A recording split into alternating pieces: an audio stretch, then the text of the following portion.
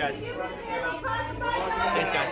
The White House came under pressure Tuesday after reports surfaced that classified documents from when Joe Biden was vice president were found by the president's personal attorneys in November. Nearly 10 documents were reportedly found at Washington's Penn Biden Center for Diplomacy and Global Engagement, an office which Biden periodically used from mid-2017 until the start of his 2020 presidential campaign. U.S. Attorney General Merrick Garland had asked the U.S. Attorney in Chicago, a Trump appointee, to review the material, which was handed over to the National Archives the morning after they were discovered.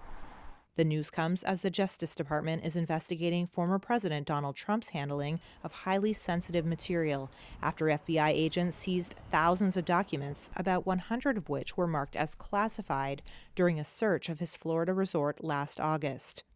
Trump and his supporters were trying to draw parallels on Tuesday between the two cases. But Greg Sofer, a partner with Hush Blackwell, says there are notable differences. Obviously, the more highly classified something is, the more serious potentially the damage is to the United States. From an evidentiary standpoint, it makes a big difference. It's easier to say 10 documents were accidentally interspersed with non-classified information than it is to say 15 boxes were.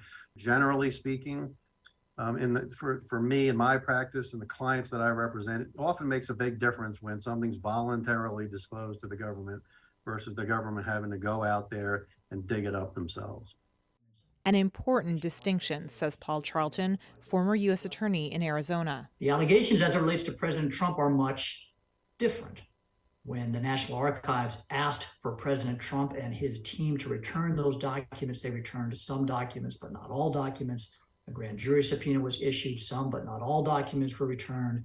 A search warrant was issued, and sure enough, a number of other remaining top secret documents were still in former President Trump's possession. That is a significant difference in the way in which these classified documents were reported both by President Trump and by President Biden.